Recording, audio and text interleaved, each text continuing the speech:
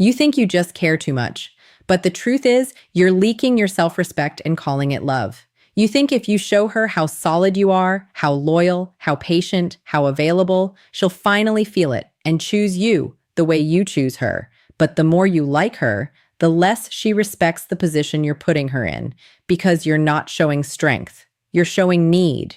And before you go any further, subscribe if you're the kind of man who needs the truth on repeat.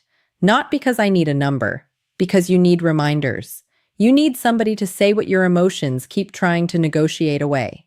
You need that voice that pulls you back to reality when your mind starts building fantasies out of breadcrumbs. Here's the thesis, and it's going to sting a little. When you like her more than she likes you, it doesn't mean you're romantic. It means you're placing your value in her hands, and any man who hands his value to someone else will spend his days trying to earn it back. So let's define what's actually happening. You're not falling, you're chasing, you're not investing, you're auditioning, you're not being consistent, you're being convenient. And the reason this hurts so much is because it feels noble. It feels like effort. It feels like character. You tell yourself, I'm not like these other guys. I'm serious. I show up. And you do. You show up so hard you disappear. That's called self-erasure. And if you've been there, you know exactly what I mean. Your day starts orbiting around her mood. Your phone becomes a slot machine. Pull the lever, refresh, check, wait, hope. Your confidence rises and falls based on whether she sends a good morning or leaves you on read. You start reading punctuation like it's scripture. A period feels like rejection. A heart emoji feels like salvation. Your entire nervous system is on a leash, and she doesn't even have to pull it. Your own mind yanks you around for her. Misconception first. You believe if you love harder, you'll be loved back. You believe devotion creates desire. You believe effort creates attraction. Hard truth, attraction isn't created by you giving more. It's revealed by her giving back. Let me say that again so you can't twist it into something comfortable. Attraction isn't created by you giving more. It's revealed by her giving back. The scoreboard is simple, not easy. Simple. If she likes you, she makes space. If she respects you, she shows up. If she wants you, she moves toward you. Not in speeches, in behavior, presence versus silence, reality versus fantasy, action versus excuses. And right now, your pain is coming from one place. You're trying to build a relationship with a woman who is only offering you a situationship. You're building a house out of smoke, then acting surprised when the wind comes.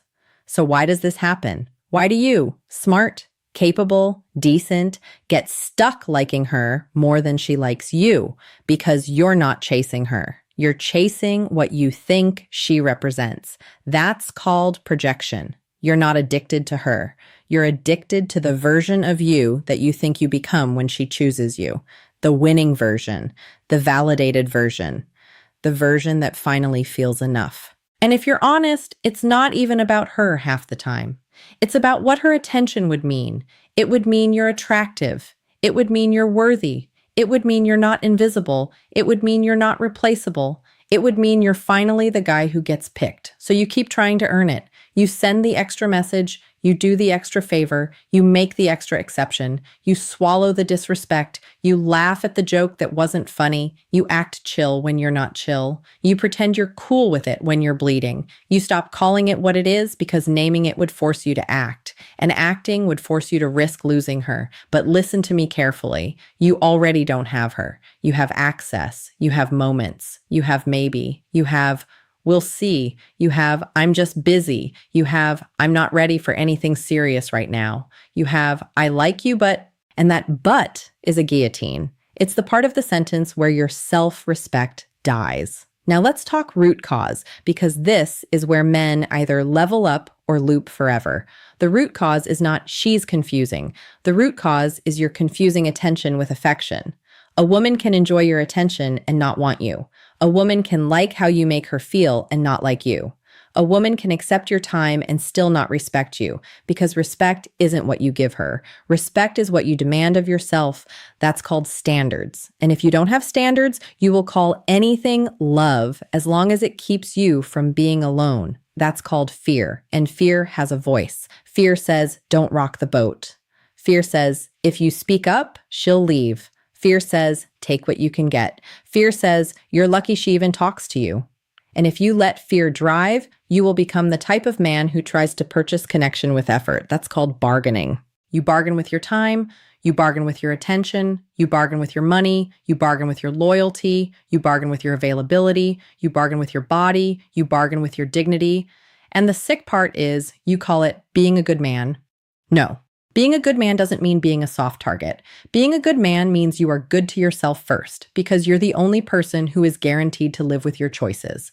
Now let's talk cost, because this is what you're paying when you like her more than she likes you. You pay with focus. You can't think straight. Your work suffers because your mind is in her inbox. You're half present everywhere. You're not building. You're waiting. You pay with pride. You start doing things you swore you'd never do, double texting, apologizing for having needs, accepting last-minute plans like you're grateful for scraps, pretending you're not bothered while you're boiling. You pay with your identity. You become a version of yourself that's constantly adjusting. You're always calibrating, always performing, always trying to say the right thing, not too much, not too little. You're not leading. You're reacting. You pay with your masculine self-respect. And don't get it twisted. Self-respect is not arrogance. It's not loud. It's not cruel. It's not ego. Self-respect is quiet certainty. I don't beg. I don't chase what doesn't choose me. I don't trade my dignity for attention. And when you abandon that, you feel it in your chest, in your sleep, in the way you look at yourself when the room is quiet. Because deep down, you know when you're trying to be chosen. You know when you're overextending. You know when you're performing for love. And every time you do it, a part of you loses trust in you. That's called self-betrayal. Now here's the reframe that changes everything. The goal is not to make her like you. The goal is to see clearly. To stop using hope as a strategy, to stop confusing intensity for intimacy, to stop romanticizing inconsistency, because inconsistency is not mysterious. It's not complex. It's not she's guarded. Inconsistency is information. Inconsistency is an answer. And if you keep chasing inconsistency, you're training yourself to be addicted to uncertainty. You start craving the highs and lows, the dopamine of maybe, the rush of a reply after silence, the relief that feels like love. That's called a trauma pattern, and you don't break it by trying harder. You break it by becoming the kind of man who does not negotiate with disrespect. So let me paint the archetype for you. The man who fixes this isn't the man who becomes colder. He's not bitter. He's not hateful. He's not alpha in the clownish, insecure way. He's grounded. He's the man who walks into a room and doesn't scan for approval. He scans for alignment. He knows who he is before anyone reacts to him. He has a life that is already in motion, a mission that existed before her and will exist after her. He doesn't win her over. He invites her in. He doesn't chase. He chooses. He doesn't flood her with attention to prove his worth. He gives attention as a reward for reciprocity. He doesn't fear silence. Silence is where his standards live. He can enjoy a woman and still walk away from her. Not because he's heartless, because he's disciplined. And discipline is attractive because it signals one thing. You are not a man who can be manipulated by your emotions. This man doesn't send 10 messages when she sends one. He doesn't cancel his plans because she suddenly became free. He doesn't act like access to him is unlimited. He doesn't try to buy closeness with generosity that hasn't been earned. He's warm, but not weak. He's open, but not available to disrespect. He's direct. He says what he means. And if the energy isn't mutual, he doesn't argue with reality. He exits calmly, cleanly, with his dignity intact. And here's what you need to understand. Boundaries are not punishments. Boundaries are self-definition. That's called leadership. Now you want actionable? Good. Because clarity without action is just entertainment. So here's what you do, starting today. First, you stop chasing clarity from someone who benefits from keeping you confused. If she's vague, if she's hot and cold, if she doesn't know what she wants, but still wants your attention, you stop trying to decode it. You label it. You say, this is non-commitment, and you treat it as such. Second, you stop rewarding inconsistency. When she disappears and comes back, you don't throw a parade. You don't respond like a starving man who just got fed. You respond like a man with standards, calm, measured. And if she can't meet you consistently, you don't escalate access. You don't escalate emotion. You don't escalate investment. Third, you say what you want plainly, not in a needy way, not in a dramatic ultimatum, in a grown man tone. I like you. I'm interested in building something real. If you're not, that's fine, but I'm not doing the half in, half out thing. Then you shut up. You let her show you who she is. Fourth, you match energy, not words. A woman can talk like a queen and move like a stranger. So watch movement, watch effort, watch consistency, watch whether she initiates, watch whether she follows through, watch whether she respects your time, watch whether she brings peace or chaos, because peace is a language too. Fifth, you redirect your intensity into purpose. Right now, you're pouring masculine drive into a woman who hasn't earned it. That drive is supposed to build your body, your bank account, your craft, your brotherhood, your mission, your life. You take that same obsession and you put it somewhere that pays you back. You stop stalking her socials. You stop rereading old texts. You stop fantasizing conversations that never happen. You stop using your imagination to escape your reality. You stop. You stop. You stop, because every time you feed that loop, you weaken your mind, and a weak mind will always pick the easy drug over the hard work. Sixth, you tighten your availability, not as a tactic, as a lifestyle upgrade. You are not always free.